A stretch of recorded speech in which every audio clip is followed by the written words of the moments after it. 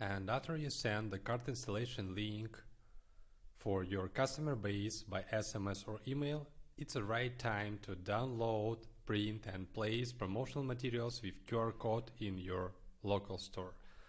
For this task, you need to open the cart section in the left side menu, open just created loyalty card, and on the cart page you can find in the right top corner the QR code icon. Push the button. And here you can see our automatically generated promotional materials prepared for A4 maybe or A5 format. You just can download this PDF file, put into the printer and set up table tent in your location.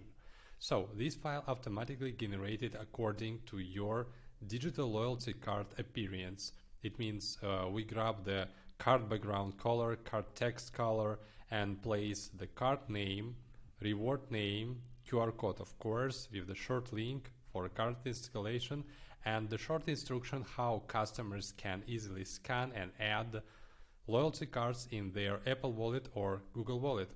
This is it.